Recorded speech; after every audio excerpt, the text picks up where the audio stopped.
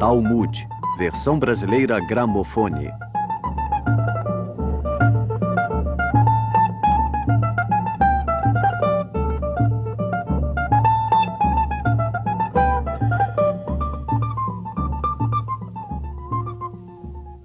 Eis a pergunta. 2 limpa-chaminés saem de uma chaminé. Um está todo preto e outro todo branco. Qual vai se lavar? É claro que o que está todo preto, é lógico.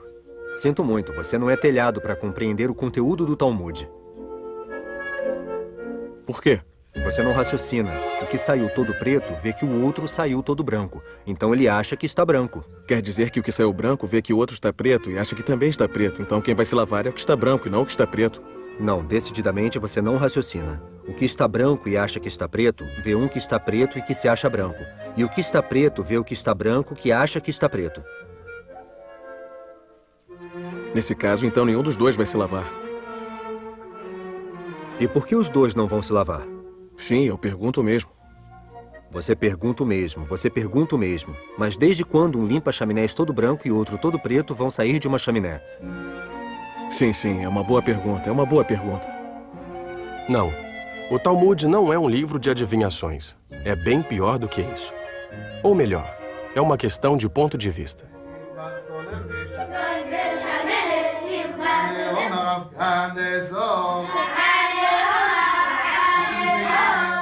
Uma questão de ponto de vista, como a dos judeus ortodoxos que fizeram do Talmud seu pão cotidiano. As crianças se familiarizam com esse texto que tem como finalidade revelar o sentido real da Bíblia, interrogando o mais ínfimo de seus paradoxos. Adão, que não tinha mãe, tem umbigo? Os peixes se salvaram do dilúvio? Por que os anjos de Jacó precisam de uma escada? Se Deus pôde criar o mundo em 6 dias, por que não poderia em um só dia? Ou mesmo em 1 hora, ou melhor, em 1 instante.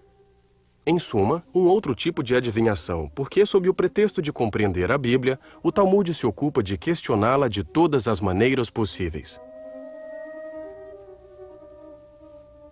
A palavra Talmud é a abreviação da expressão Talmud Torá.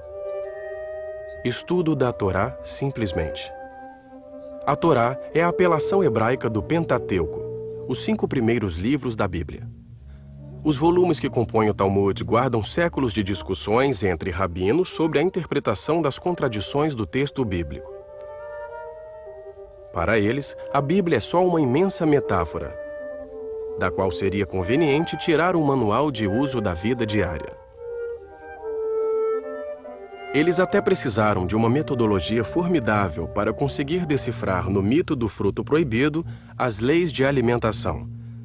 Na Torre de Babel, os fundamentos da linguística. Ou nos relatos da fuga do Egito, os princípios da liberdade dos povos. Sem Torá, não há Talmud. Mas sem o Talmud, a Torá guardaria para si grande parte de seus mistérios. 3 vezes por semana, nas sinagogas, é costume se abrir os rolos da Torá e dar vida ao texto bíblico com sua leitura.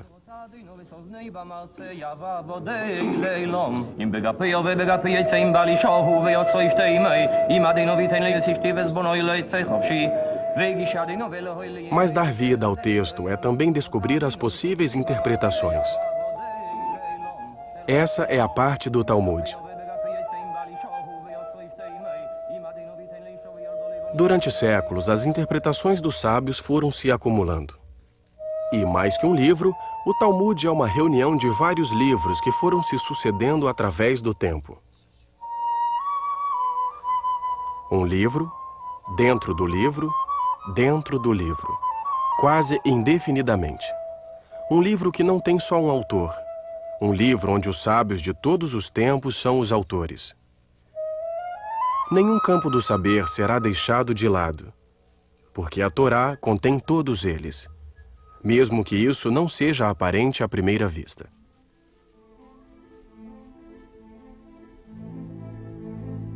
O Talmud diz: meu ensinamento é como o mar.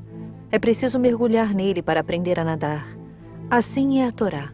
Só aquele que mergulha, correndo o risco de se afogar, poderá aprender o que ela é. Um oceano de luz. É assim que o Talmud considera a Torá. Ele se submerge nela para descobrir as profundezas. No decorrer do questionamento, acaba por tocar os assuntos fundamentais da causa primordial, dos vínculos do efêmero e da eternidade, e tantas outras dimensões essenciais que a filosofia ou a ciência também tratarão à sua maneira. Mais longe da austeridade da filosofia ou da ciência, o Talmud também sabe rir de si mesmo. Retomando. O que está branco vê o que está preto, que vê o branco que se crê preto. E o que está preto vê o que está branco, que vê um preto que se crê branco. Não é assim tão simples. Não é simples. O que está branco vê que sua mão está branca, e o que está preto vê que sua mão está preta. Quer dizer que aquele que vê que está com a mão limpa não vai se lavar, e o que vê que está com a mão suja vai se lavar? Fácil demais. Você pode estar limpo, mas ainda assim vai ter vontade de se lavar. E pode estar sujo e não ter vontade de se lavar. Você, por exemplo. Estamos no ano 70 da era cristã. Tito mandou arrasar o Templo de Jerusalém e as tropas romanas ocupam a cidade sagrada.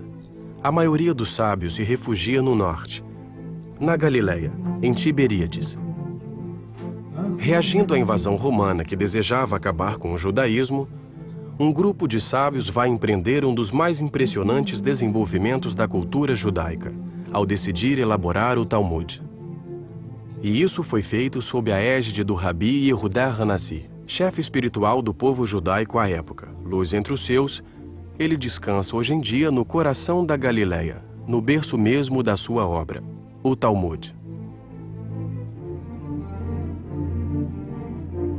Até ali, os sábios, geração após geração, repetiam de memória os diálogos dos mestres antigos aos quais juntavam seus próprios comentários. Uma espécie de memória coletiva que corria o risco de acabar se dissipando e perdendo. Tamanho era o volume de opiniões que não cessavam de crescer. Para evitar um tal drama, Rabi Yehudá Hanassi tomou a iniciativa de fazer redigir por escrito cerca de 2 séculos de ensinamentos, que até então eram transmitidos de memória. Ele decidiu a moldura, a forma e os limites dessa primeira compilação e a chamou de Mishnah. Mishnah significa repetição.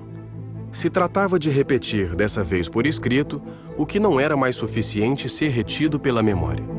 Esse enorme trabalho só foi terminado 2 séculos após a sua morte. A Mishnah consiste na primeira parte do Talmud e foi acabada no ano 220 da era cristã.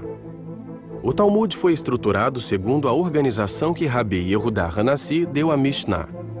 6 ordens, cobrindo todo o leque do campo do conhecimento. 6 ordens divididas em 63 tratados divididos em 523 capítulos, que fazem do texto bíblico um verdadeiro tratado de vida. Deus fez o mundo em 6 dias. Rabi Yehudá o organizou em 6 ordens. 6 ordens como as 6 direções do mundo. 6 ordens como os 6 dias da criação. 6 ordens que condensam tudo aquilo de que o espírito do homem pode valer-se. Em 6 ordens, o Talmud pretende englobar todo o saber possível, como 6 direções definindo os limites do universo. 6 ordens manuscritas que se tornam a referência das leis e dos costumes do mundo judaico. 6 ordens que propõem nada menos que um manual de uso do mundo. Zeraim, a ordem das sementes, onde são debatidas as leis da germinação e, portanto, os princípios da vitalidade sob todas as formas. Moed, a ordem das festas, onde são debatidas as leis do tempo, do calendário e das cerimônias festivas.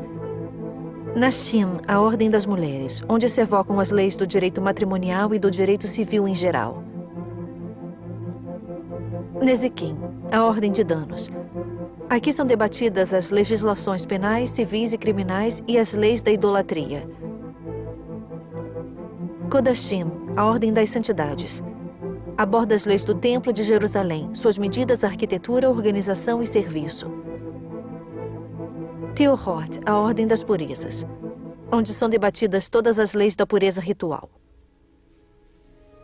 Mas a elaboração do Talmud não se interrompe. Os sábios continuam perpetuamente a questionar o texto. A Mishnah vai aumentando progressivamente com novos questionamentos que se acumulam no decorrer dos séculos, aos que se dá o nome de Gemará. Gemará significa complemento. No decorrer do tempo, esse complemento terá um lugar bastante preponderante, a ponto de representar mais de 90% da totalidade do Talmud. Assim, do século III ao VII, o Talmud, seguindo as 6 ordens iniciadas por Rabi Yehudá Hanassi, vai ter sua forma completa. A Mishnah, em hebraico, seguida pela Gemará, em aramaico, a língua falada por todos os talmudistas da época. Devido à invasão romana, vários sábios judeus se estabeleceram em território babilônico, o que explica o fato de o Talmud ter se desenvolvido paralelamente em 2 lugares, em Israel e na Babilônia, o que fará surgir 2 Talmudes. O desenvolvido na terra de Israel será chamado de Talmud Yerushalmi, Talmud de Jerusalém. O desenvolvido na Babilônia, de Talmud Babli.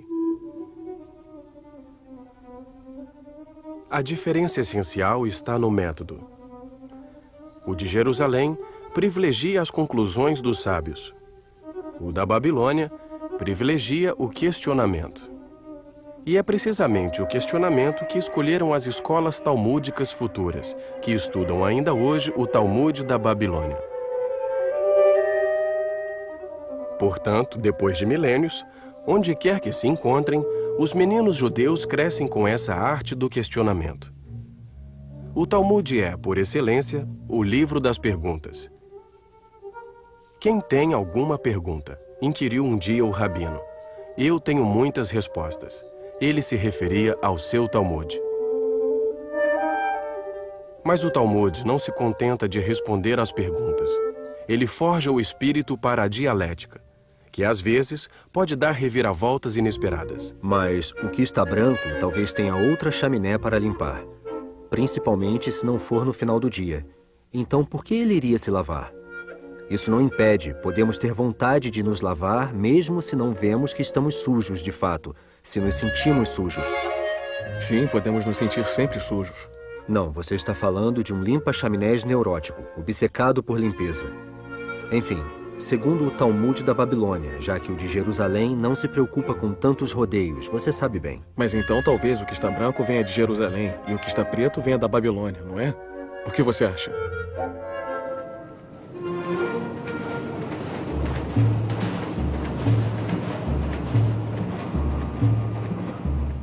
Foram necessários 6 séculos para conseguir dar corpo ao Talmud.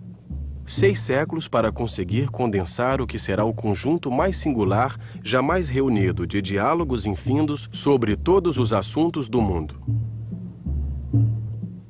Até hoje, uma página do Talmud está constituída no seu centro do conjunto formado pela Mishnah e pela Gemará.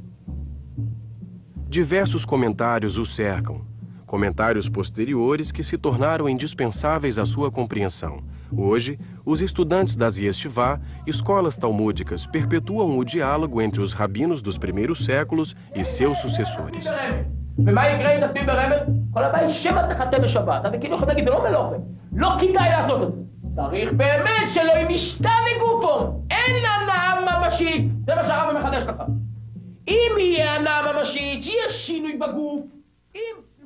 No seio da Yeshivá, a arte da controvérsia está a serviço do estudo da lei prática cotidiana. Mas, antes de tudo, o Talmud desenvolve o espírito analítico, aguça o sentido crítico, empurra as fronteiras do absurdo o mais longe possível, sempre dentro da perspectiva de otimizar o pensamento e suas contradições.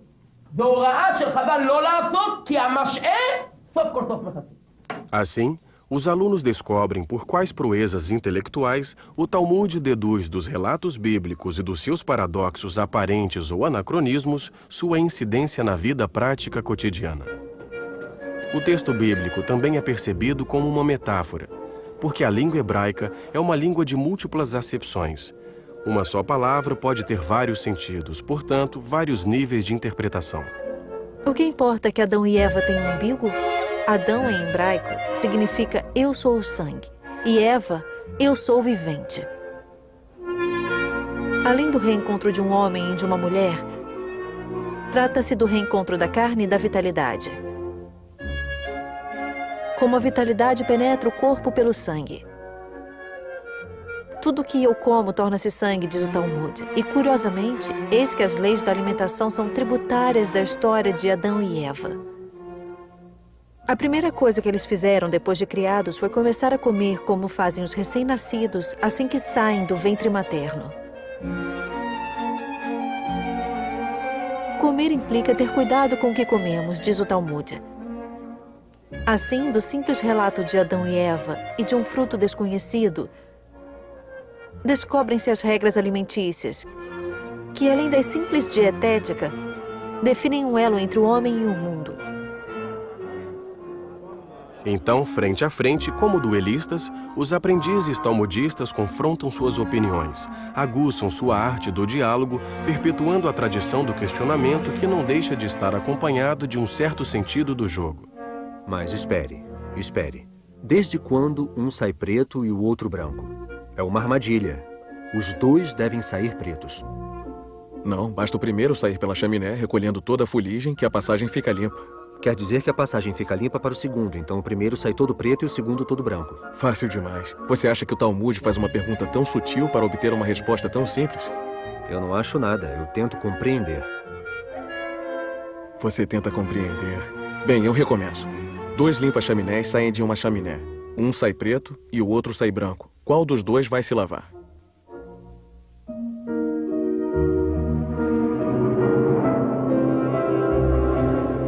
Mas a verdadeira grandeza desse livro é que ele também é a história de um povo.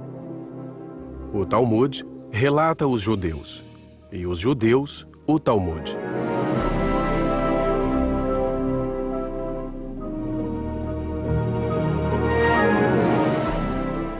É no decorrer das andanças do povo judaico que se formará o livro e sua história. A história de seu conteúdo se misturará à história de sua invenção, dos seus manuscritos, de sua impressão. A história do Talmud deve ser percebida como a história de um povo. Do Sinai, Moisés recebeu a Torá. Do Sinai e não no Sinai, observa o Talmud. Como se o próprio Sinai fosse um instigador da doação da Torá a Moisés e de Moisés aos homens. A nuance faz do Sinai não uma simples montanha, mas há um elo íntimo entre a palavra Sinai e a palavra Sinat, que quer dizer o ódio.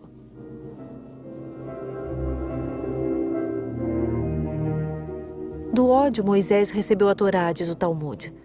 Mas o que isso quer dizer? Eis como seria conveniente interpretar. Do ódio mútuo dos homens se impõe a necessidade da Torá. Torá, o livro da paz.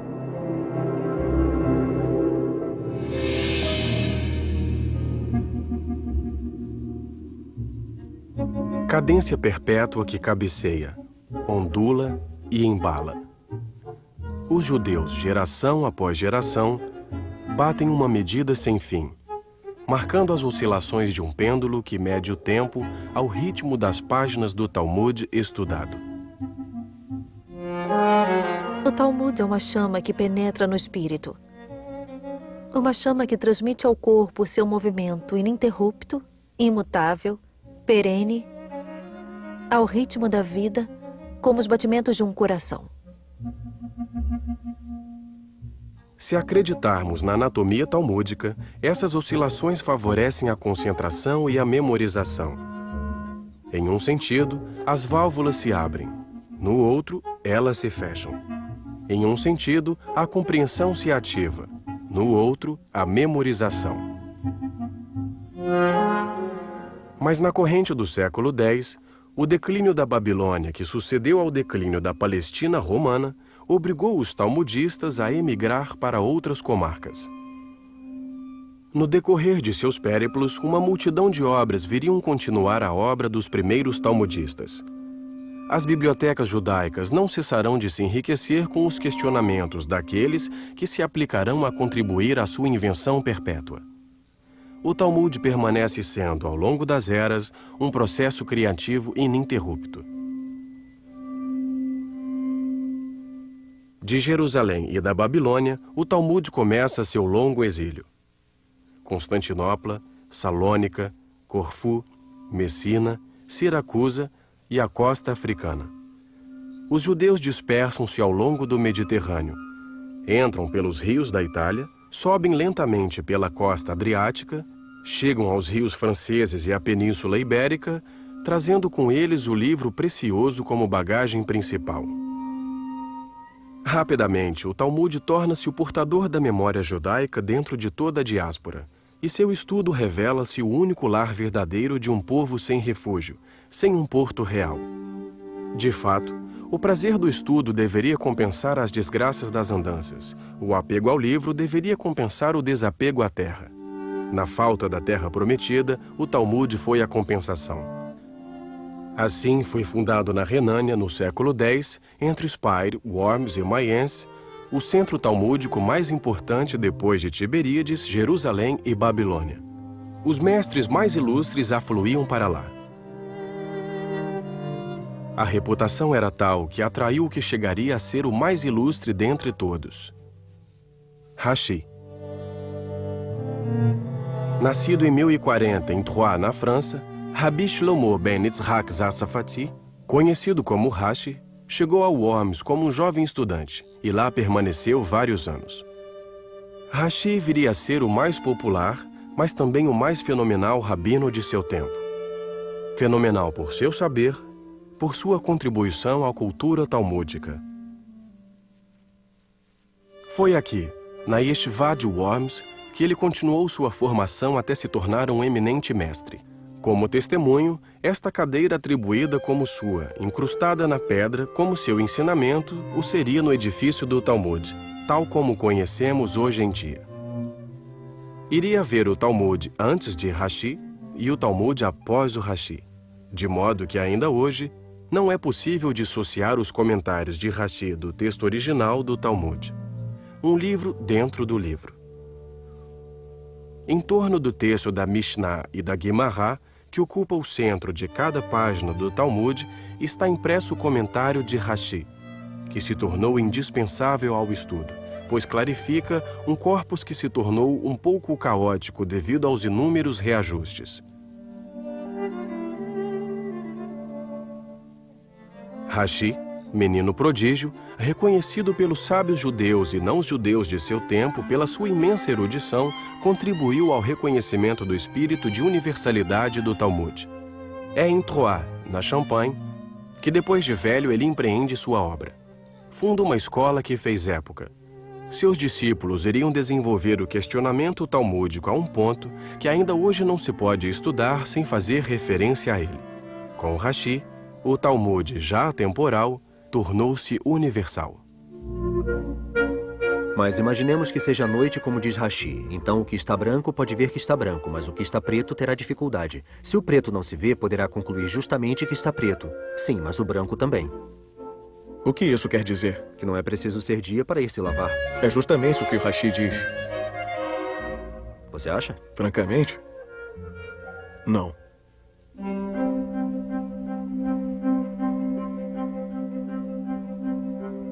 Um oceano de luz. Se a Torá reflete a luz divina, o Talmud canaliza essa luz e a domestica. Como o mar domestica o fogo do sol. Submergir-se no Talmud é domesticar, portanto, o fogo divino. Mas não é forçosamente escapar do fogo devorador do mundo. Durante o ano de 1240, Nicolas Dunan, um judeu francês que se converteu tornando-se dominicano, denunciou ao Papa Gregório IX os erros e as falsificações que ele atribuía ao Talmud. Na sua opinião, este continha blasfêmias contra Cristo, a Virgem Maria, os anjos e os santos da Igreja. Gregório IX, que já nessa época tinha fixado as regras da Inquisição Pontífice, achou que era seu dever perseguir os hereges. O Vaticano pediu expressamente ao rei Luís IX, conhecido como São Luís, que pusesse fim à perfídia dos judeus, suprimindo todos os exemplares do Talmud. São Luís ordenou que todos os manuscritos judeus fossem jogados na fogueira. A queima do Talmud teve lugar em Paris, no ano 1244. Foi seguido de muitas outras nos anos seguintes, em aplicação à legislação real.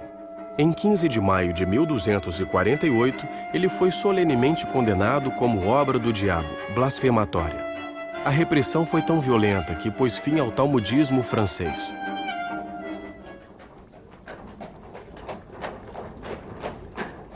E o Talmud volta a ser errante.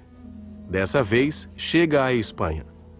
Desde o século IX, data do declínio da Babilônia, a Espanha é muçulmana. Portanto, todas essas grandes cidades abrigavam talmudistas eminentes. Córdoba, Toledo, Sevilha, Barcelona, Granada. Os judeus viviam em perfeita tranquilidade e o estudo do Talmud prosperava. Como testemunha a Catedral de Córdoba, construída no coração da antiga mesquita. A Andaluzia daquela época permanece ainda como símbolo da concórdia entre as comunidades. Naquele tempo, muçulmanos, cristãos e judeus conviviam harmoniosamente. À sombra da mesquita, à sombra da igreja, nas ruelas da juderia. No seio da comunidade talmúdica vai brotar uma nova luz.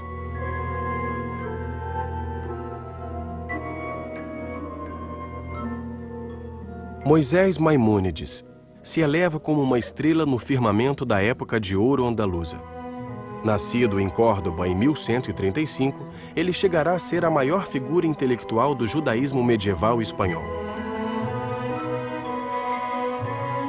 Suas obras, entre as quais está o Guia dos Perplexos, adquiriram bastante importância aos olhos de todos, judeus, muçulmanos e cristãos. Seu Código da Lei, o Mishneh Torah, teve um grande papel nos escritos dos filósofos de todas as opiniões e de eruditos religiosos de todas as obediências, e isso durante gerações. Aquele que ler meu livro conhecerá toda a Torá e todos os seus comentários, dizia Maimônides de seu Mishneh Torah.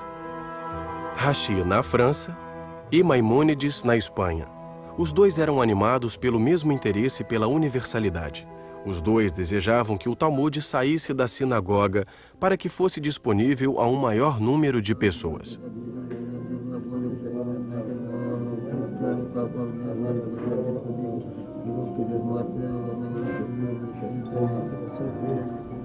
Ainda que Rashi se preocupasse em clarificar o método, Maimônides o abandona e só privilegiava as conclusões dos mestres antigos para chegar a uma Torá prática.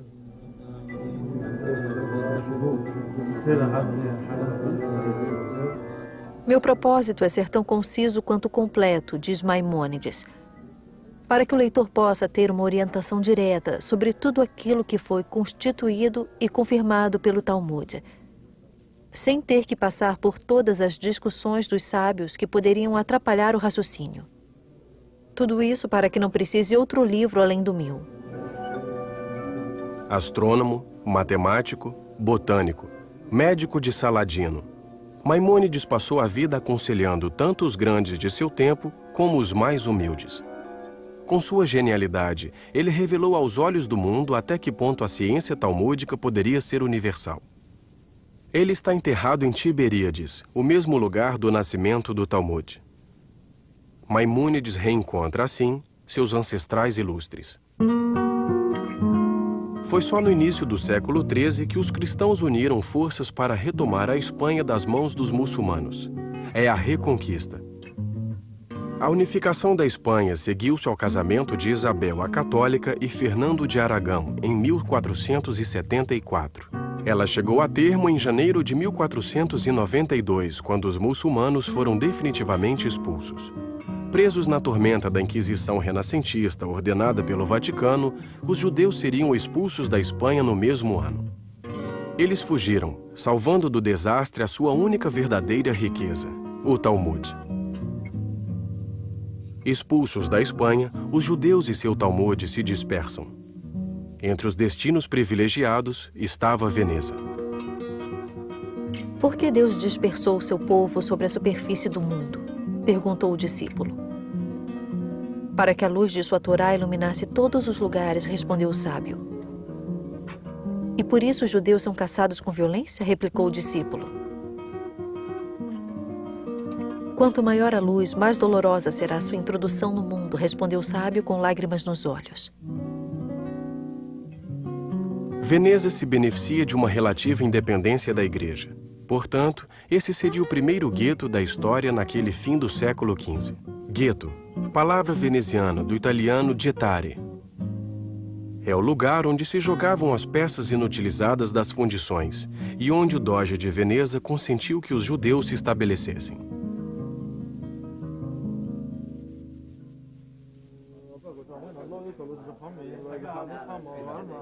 Veneza tornou-se um verdadeiro canteiro de talmudistas.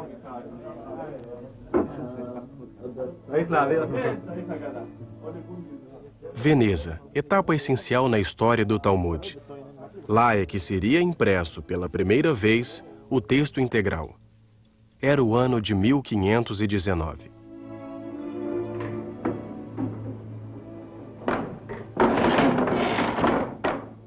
O Vaticano, que tinha proscrito o Talmud em toda a Itália sob pena dos rigores da Inquisição, não pôde impedir que o Doge autorizasse a impressão dos livros judeus em seu território. É na gráfica do impressor cristão Daniel Bomberg que, página a página, foi levado a cabo um dos empreendimentos mais colossais da história da tipografia. Cerca de 10.000 páginas, examinadas à lupa por equipes de talmudistas eminentes, conscientes de estar realizando uma obra única, tão importante quanto inesperada. De 1519 a 1523, foram necessários 5 anos de trabalho para que o Talmud passasse de manuscrito a livro. Bomberg não se importou com as despesas, preocupado com que sua edição do Talmud atingisse a perfeição. Sua obra deveria fazer época, já que ela seria a única referência durante quase 4 séculos. Todas as edições que se seguiram, entre as mais famosas, Bâle, Pizarro, Amsterdã, Munique, Frankfurt, Cracóvia, até a definitiva de Vilna, no século XIX, foram inspiradas na de Bomberg. De fato, o trabalho de ourives que deu prova a Bomberg decidiu para a posteridade a fisionomia das páginas do Talmud. Ele deu esse aspecto ao mesmo tempo sóbrio, simples, minimalista, sem o menor floreio, indo ao coração do texto, seguindo uma geometria bastante particular. A edição de Bomberg fixou a paginação. O texto da Mishnah e do Gemara ocupa o centro de cada fólio em formatação quadrada, em volta da qual se repartem os comentários de Rashi e de seus alunos em caracteres semicursivos. Com Bomberg, o Talmud tornou-se, no século XVI, uma obra de arte. No entanto, a instituição da censura pelo Vaticano obrigou Bomberg a pôr fim à sua atividade e abandonar Veneza em 1546. A igreja, que não podia criticar a Bíblia sem criticar a si mesma, se enraiveceu contra o Talmud. Aos seus olhos, os judeus não são mais o povo da Bíblia, mas o povo do Talmud, cultivando um espírito anticristão, um espírito diabólico. Todos os argumentos que a igreja alçará contra o Talmud e seu conteúdo se comprovarão evidentemente sem fundamento.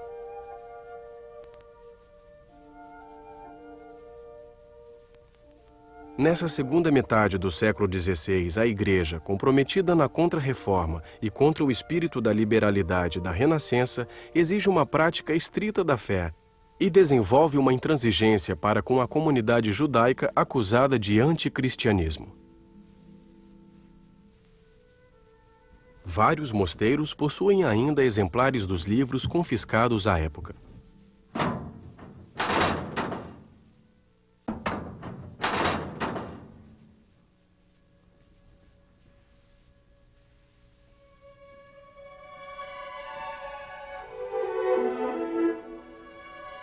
Os livros judaicos continuaram sendo sempre diabólicos para a Igreja, e incapaz de lê-los, de decifrar seus arcanos, o Vaticano não se contentou só em confiscá-los e censurá-los.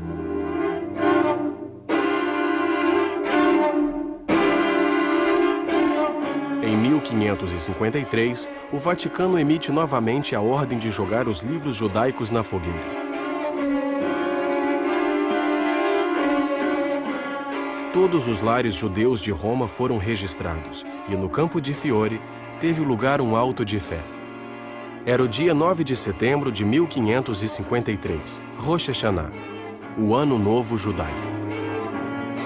Algumas semanas mais tarde, em Veneza, em um dia de Shabá, no dia 21 de outubro, na Praça de São Marco, segundo as palavras do núncio papal, uma boa fogueira pôs fim à blasfêmia. Mais de 1 milhar de Talmudes foram queimados. A história do Talmud é também a história da dificuldade de um texto por existir.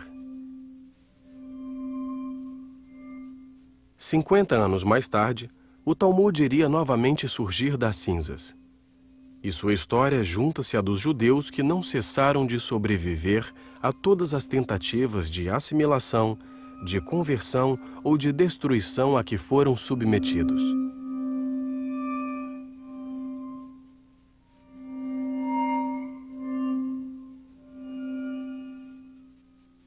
Sim, o que está preto vê o que está branco que se crê preto, mas esse preto crê que está branco, sem duvidar que o branco se crê preto. Mas será que um branco que se crê preto é mais branco que um branco que se crê branco? Sim, é como se perguntássemos se uma vela ilumina mais uma caverna escura quando é noite lá fora do que quando é dia.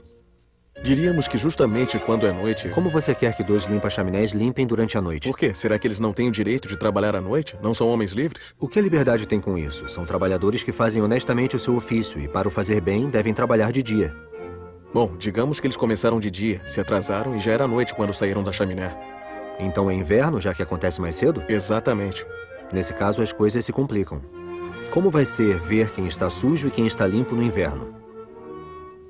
A isso se chama pilpul, a mania de discutir quase até chegar ao absurdo.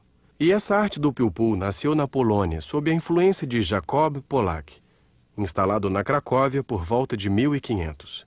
No seu ensinamento, Jacob Polak se dedica a aplicar todos os recursos da mais fina e sutil dialética, para argumentar sobre tudo e por causa de tudo. O pilpul do hebraico pilpel, a pimenta. Mas, francamente, quem limpa chaminés no inverno? Isso se faz antes do inverno. Não, a neve pode cair no verão. Os 2 estão pretos, mas um está coberto de neve, está todo branco. Mas às vezes a neve está suja e preta. Então a neve preta pode esconder o que está branco. E a neve branca pode esconder o que está preto. Exatamente. Então qual dos 2 vai se lavar? Mas o pilpul teve detratores. Em Vilna, a Jerusalém do Norte, vivia um sábio talmudista, Eliyahu Kramer. Nascido em 1720, morto em 1797 e que ainda hoje é venerado sob o sobrenome de Gaon, gênio, pelos judeus da Lituânia e de outros lugares. Ele não dormia mais do que 4 horas por noite. Para se dedicar sem descanso ao estudo, prendia seus pés ao teto e colocava os pés em uma bacia com água gelada para não dormir. Com um caráter elevado, uma inteligência impressionante e uma ciência profunda, o Gaon de Vilna ocupava um posto à parte entre os rabinos.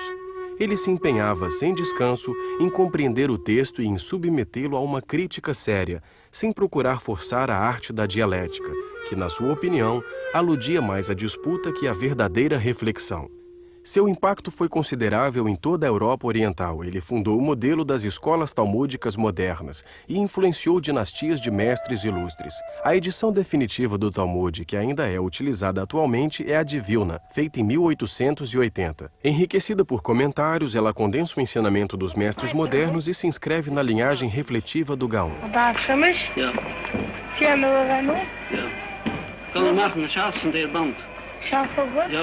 För 50 kronor band.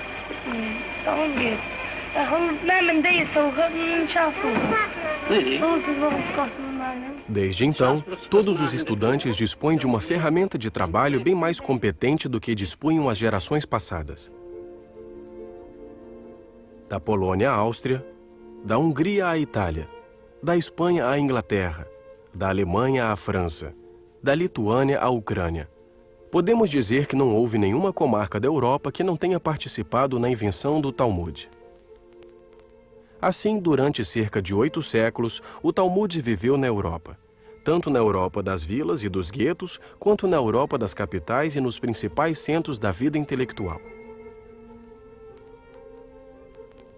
Durante todos esses anos, o Talmud conheceu uma produção intensa de comentários e uma proliferação de escolas que elaboravam a cultura judaica que a modernidade herdaria.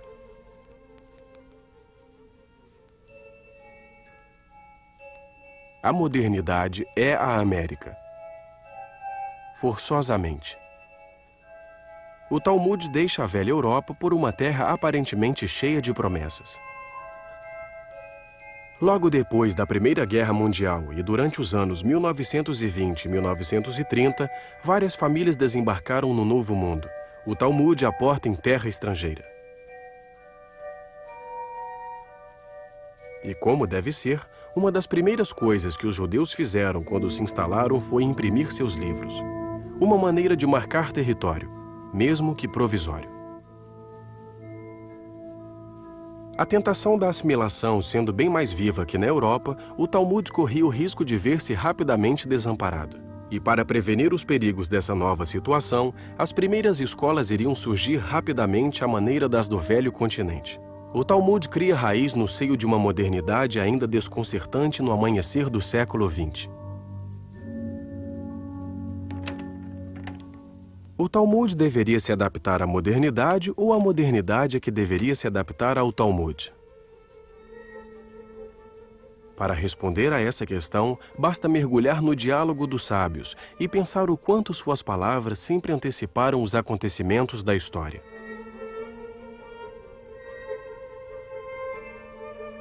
A escola de Shammai e a escola de Hillel debateram durante 2 anos e meio sobre o homem.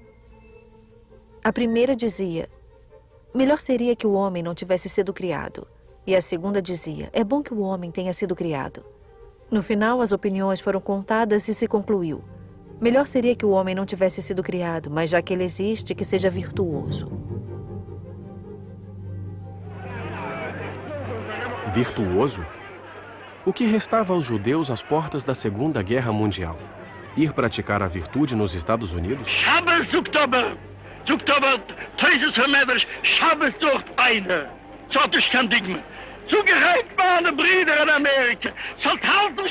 Mas alguns duvidam que a América seja um centro de virtude.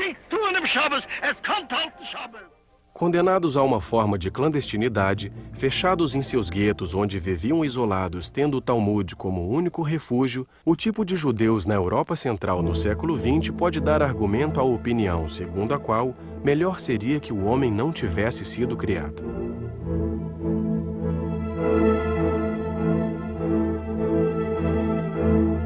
O nazismo, em todo caso, poderia ratificar facilmente tal opção. A esperança, no entanto, é o fundamento do judaísmo. É precisamente quando não há mais esperança que convém esperar. E a esperança judaica se enraiza ainda mais do que o absurdo do mundo. A ressurreição em um mundo onde o absurdo não terá mais razão de ser é a ilustração mais inesperada.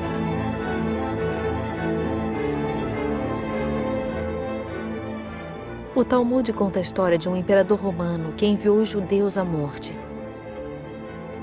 Ele interpelou um dos sábios antes de enviá-lo ao seu verdugo e disse: eu não compreendo como vocês, judeus, podem crer na ressurreição dos mortos. A filha mais jovem do sábio respondeu em seu lugar. Ela disse ao romano: você não existia e agora você existe. Isso não lhe admira, mas eu fico maravilhada a cada momento.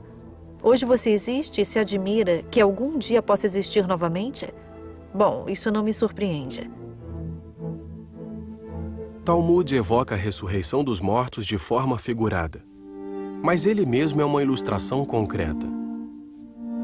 De fato, quantas vezes ele próprio não retornou das chamas?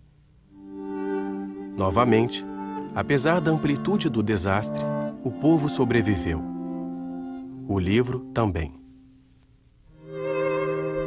O Talmud não diz, Aprendemos mais dos mortos que dos vivos, pois os vivos transmitem os ensinamentos dos mortos e, desse modo, os trazem novamente à vida? Os cemitérios não se chamam Bet Haim, Casa dos Vivos? Os cemitérios parecem bibliotecas a céu aberto. O Talmud deixou as páginas de sua história nos mais famosos. Em outro tempo, ele fez germinar a semente da sabedoria.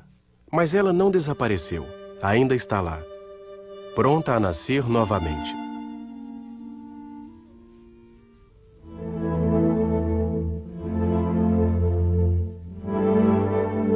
Depois da guerra, os estudos talmúdicos iriam redobrar, principalmente nos Estados Unidos, graças à iniciativa de Daf Yomi.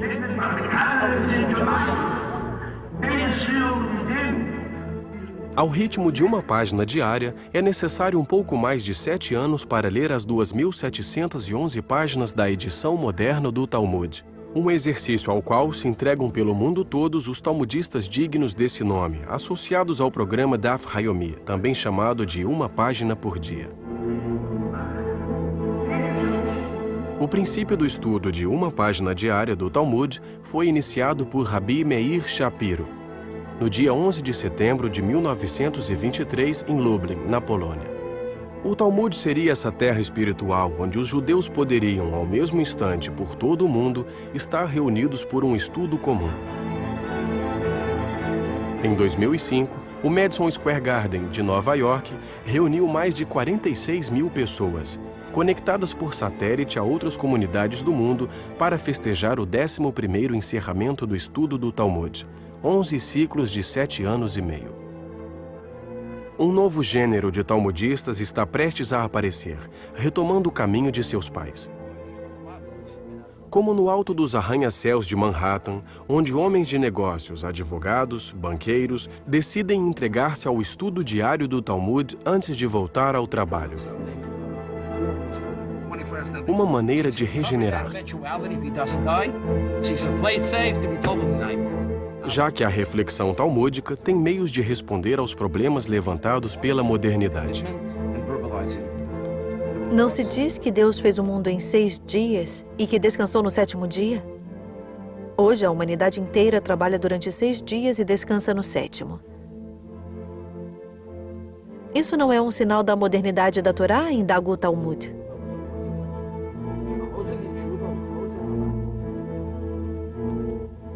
Desde o início, os judeus americanos participaram na construção do Novo Mundo, assimilando-se muitas vezes às custas de sua própria herança cultural. Mas, no entanto, eles sempre mantiveram uma ligação com a terra ancestral, voltando com regularidade a pisar o solo da velha Europa. Mais do que nostalgia, tratava-se de uma verdadeira necessidade de se regenerar com aqueles que souberam preservar o Talmud da assimilação. É certo que a assimilação já havia ganhado a Europa, excetuando a Yeshivá, sucumbindo aos enfeites da filosofia, da literatura, da arte e da ciência. Muitos filhos e netos de talmudistas iriam abrir novos caminhos em muitos domínios: matemática, lógica, física e mesmo psicanálise. Em sua correspondência com Karl Avraham, Sigmund Freud evoca o atavismo talmúdico que teria empurrado alguns de seus colegas para o caminho da psicanálise. Qual é a diferença entre um talmudista e um psicanalista? Uma geração, segundo se dizia. Hoje podemos inverter a pergunta. Qual é a diferença entre um psicanalista e um talmudista? Uma outra geração. No entanto, uma geração a qual arrancamos violentamente o Talmud das mãos para o jogar na fogueira. Porém, quando começamos a queimar os livros, acabamos por queimar os homens. Os homens colocados em trens que foram suas tumbas.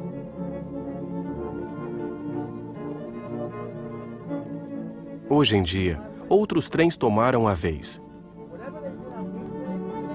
Este, como tantos outros, onde todas as manhãs, entre Long Island e Manhattan, um dos vagões se transforma em escola talmúdica, levando para o trabalho muitos deles, descendentes dos sobreviventes. O Talmud estimula o espírito. Nele encontramos os fundamentos do direito, do comércio, da psicanálise e de tantos outros campos de atividade intelectual que, aparentemente, todo mundo pode tirar proveito. The possibility of Tahora. In other words, if a woman had a cesarean section and she didn't bleed, she would be Tahora. If she was walking around, then we wouldn't consider, right? We wouldn't consider that problem. De onde sabemos que a mulher é a inspiração do homem? Disse que Deus falou a Abraão: escute a voz da tua mulher Sara. Disse os sábios deduziram que, se a mulher estuda, ela pode ir bem mais longe do que o homem. Será que é por isso que ele a dispensou dos estudos? A modernidade, pelo menos, ganhou em estudantes. As mulheres até aqui mantidas a uma certa discrição, por não dizer a uma quase distância do Talmud, hoje em dia se aplicam cada dia mais. Suas antepassadas se contentaram com o ouvir. Todos os judeus têm algum talmudista como antepassado. Freud evoca o Talmud de seus pais. Marx era descendente de uma linhagem de mais de 14 gerações de talmudistas. Einstein parodia o Talmud sem saber, ao descobrir as leis da relatividade. Kafka se arrependia de não ter estudado. Inúmeros fundadores do pensamento moderno, de uma forma ou de outra, estão em dívida com o Talmud. Mesmo que a tradição talmúdica tenha sido muitas vezes abandonada, renegada ou banida, a máquina do Talmud nunca parou. Em Nova York, as edições ArtScroll traduzem sem descanso. Rabbi Sherman é um de seus artesãos que, pelo seu trabalho de tradução, participa na continuidade da invenção do Talmud. Hoje, o Talmud existe em inglês, russo, francês e espanhol. Como se a última fase dessa invenção fosse precisamente ser legível em todas as línguas, acessível a um número maior. Foi a essa tarefa que se impôs Adin Steinsaltz, que dirige o Instituto de Textos Talmúdicos de Jerusalém. Ele é o autor de uma nova tradução detalhada, que se esforça por explicar em que o Talmud é sempre atual. Distribuir a luz ao maior número. Para isso, o Talmud encontra as vozes novas que nem Rabi Yehudá Hanassi, nem Rashi, nem mesmo Maimônides jamais desconfiaram. C'est-à-dire, comme ce or, qui est le matin, Yizrach Shemesh, c'est-à-dire le soleil brillera pour les tzadikim dans le monde futur. C'est-à-dire que les tzadikim sortiront de l'obscurité au monde futur, comme le or qui est le matin. A internet, à sua maneira, repete o gesto de Hanukkah. Hanukkah, o Festival das Luzes. Uma vez ao ano, acendem-se luzes do lado de fora da casa como símbolo da partilha da esperança em um mundo melhor. Um mundo melhor através do conhecimento. Conhecimento esse que deve sair da clandestinidade. Tal como a chama de Hanukkah, a luz do Talmud não se apagou no decorrer de sua história de iluminar a escuridão.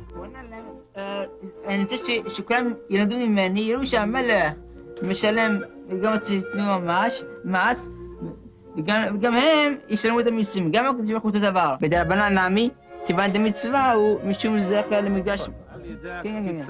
O dia começa na noite. Como se diz, houve uma noite e uma manhã. E esse foi o primeiro dia. Acontece o mesmo com nossa vida. Começa na escuridão do ventre da mãe para acabar na luz do mundo. Mas alguns dizem, a noite é esse mundo no qual vivemos. Amanhã será um mundo futuro.